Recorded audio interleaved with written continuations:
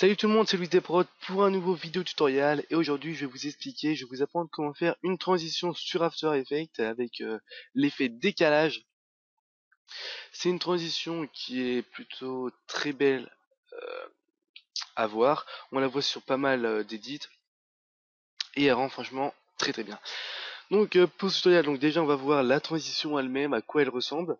Ensuite on va faire une analyse, voir tous les effets qui la font et comment elle est faite quoi.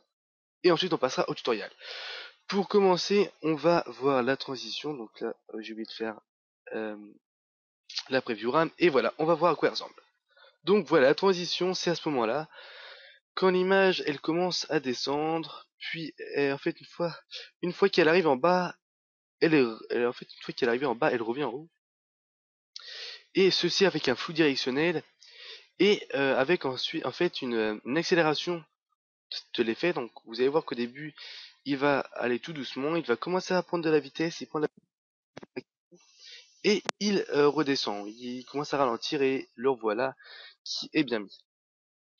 Donc maintenant qu'on a vu, qu'on a analysé la transition, on va pouvoir passer au tutoriel. Pour le tutoriel, on va créer une nouvelle composition, donc vous allez faire clic droit ici, nouvelle composition, tac.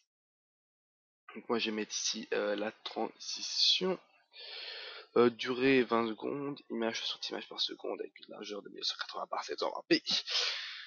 Et voilà, donc on a notre composition, pour que ça ait bien ouvert ça. Voilà, donc pour commencer, vous allez prendre vos deux clips que vous allez faire glisser dans la timeline. Hop, voilà, donc on a nos deux clips. Je vais enlever le son, hop. Et déjà pour commencer, on va se mettre au moment où vous voulez que la transition se fasse. Donc hop, moi je vais bouger ça comme ça, voilà. Donc la transition, moi je vais vouloir qu'elle se fasse ici. Donc on a le clip, tac, ok, c'est bien beau tout ça, une belle feed. Puis hop, ça arrive, et là la transition se fait à ce moment-là. À ce moment-là, vous voulez que donc le deuxième clip il arrive. Pareil, vous prenez votre clip et vous le mettez quand vous voulez qu'il commence. Moi, je le mets là. On va mettre à peu près comme ceci. Voilà. On va le mettre là. Donc, maintenant, vous voulez donc le clip il commence ici. On va le couper pour déjà pour mieux s'organiser. Donc, vous allez dans édition et scinder le calque. Autrement, le raccourci c'est CTRL MHD. Moi, je peux pas le faire puisque autrement, comme ça dit, ça va me faire un vieux truc bizarre. Voilà, vous l'avez coupé. Et donc vous avez hop la transition qui se fait maintenant, enfin la transition, le deuxième clip qui apparaît à ce moment-là. Ce qu'on va faire, c'est qu'on va zoomer un peu avec ça, pour être plus précis, et on va créer, donc on va aller dans calque, créer, hop là, on va créer un calque d'effet. Ce calque d'effet, vous allez vous mettre au moment où donc le deuxième clip apparaît. Vous allez vous mettre 20 images après que le premier clip soit apparu.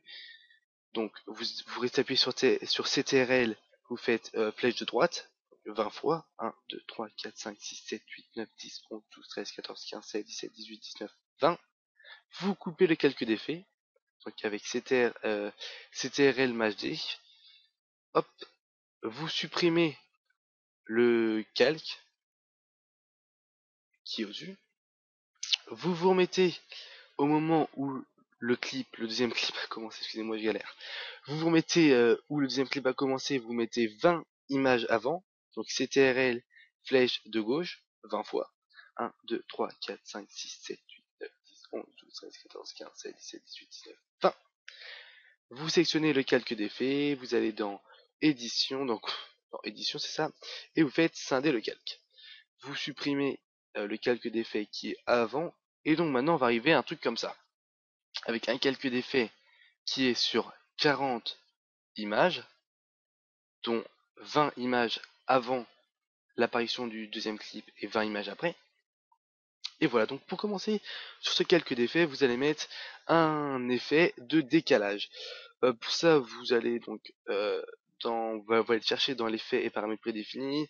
Si vous n'avez pas cette fenêtre, vous allez dans fenêtre et vous sélectionnez effet et paramètres prédéfinis, voilà. Donc vous allez chercher décalage, n'oubliez pas l'accent, autrement ça ne le trouvera pas. Vous le prenez, vous le faites glisser sur calque d'effet. Donc voilà, il y a décalage qui arrive dans les effets. et on voit qu'on a décalé vers et part de l'original.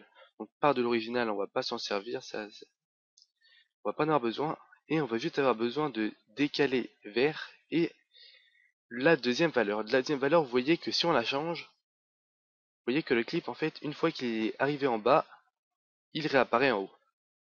Donc pour ça, donc je vais annuler ça. Pour ça, en fait, vous allez vous mettre au début du calcul d'effet. Hop, précisément. Vous allez activer le chronomètre. Ensuite, vous allez vous mettre à la fin du calcul d'effet. Et nous, on va vouloir qu'en fait l'image, elle soit, elle ait fait le chemin donc en bas, en haut, 9 fois. Donc vu que la première valeur est de 360, vous allez faire 360 moins fois 9 pour que l'image, ça fasse 9 fois ce chemin-là. Donc 360 fois 9, ça fait 3240. Donc vous mettez 3240. Et normalement, voilà. Donc normalement, on a exactement la même image. Enfin, on a exactement la même image, on a exactement l'image qui est encadrée dans la composition.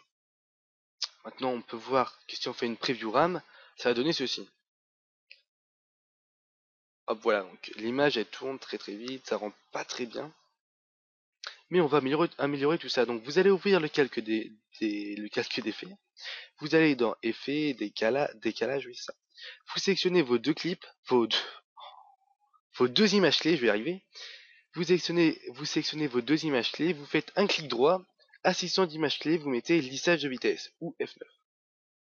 Voilà, donc maintenant les deux espèces de losanges vont se transformer en des espèces de sabliers. Ensuite, vous sélectionnez vos deux sabliers, donc faisant une espèce de carré comme ça, pour sélectionner les deux. Vous allez cliquer sur l'icône ici, éditeur de graphique, et vous allez donc avoir une courbe un peu bizarre, ça rend pas très bien. N'oubliez pas de vous mettre exactement au moment où le clip commence, donc vous cliquez sur éditeur de graphique. On a donc une courbe qui est à truc apparu. Si vous cliquez sur la courbe, vous allez avoir en bas deux points que vous allez pouvoir bouger, comme ceci. Deux points jaunes que vous allez pouvoir bouger, et vous allez donc les mettre à peu près, pas exactement, mais vous allez vous mettre à peu près vers l'endroit donc où il y a la barre rouge. Vous allez vous mettre à peu près à ce moment-là, sur celui d'avant, sur celui d'après. Donc c'est pas très simple à expliquer, je vous conseille vraiment de regarder l'écran et de pas essayer de suivre exactement ce que je dis. On n'arrive pas à le prendre ça là. Voilà. Donc vous prenez le deuxième, vous le faites glisser à peu près au même endroit. Et donc vous allez voir maintenant que la courbe, elle monte. Donc au début elle est lente et ensuite elle monte d'un coup pour redescendre d'un coup. Donc voilà. Maintenant si on refait une preview RAM, on va pouvoir voir que... Oula, je suis pas sur le bon truc. Si maintenant on refait une preview RAM, on va pouvoir voir que c'est pas du tout pareil. On va faire une preview RAM. Tac. Et maintenant on voit donc que l'image, l'effet, il a pris de la vitesse au milieu, puis il a ralenti. Donc c'est exactement ce qu'on veut faire et c'est tant mieux que ça a bien marché. Tac, et voilà. Donc là maintenant on pourrait dire que la transition est finie, mais on va rajouter un petit truc pour rendre le tout beaucoup mieux à voir, beaucoup plus beau à voir. Dans effet et paramètres prédéfinis, pareil, on va aller chercher flou directionnel. Donc vous le prenez, vous le faites glisser dans effet dans les effets du calcul d'effet, donc vous le faites glisser sur calcul d'effet 2. Vous allez vous mettre au début du calcul d'effet. Distance, vous allez donc activer le chrono distance. Vous allez vous mettre au milieu du calcul d'effet, donc au moment où le deuxième clip apparaît. Vous mettez une distance à peu près de 20 sur le flou, voire un petit peu plus. Pas trop quand même, donc moi je vais rester à 20, on va se mettre à 25.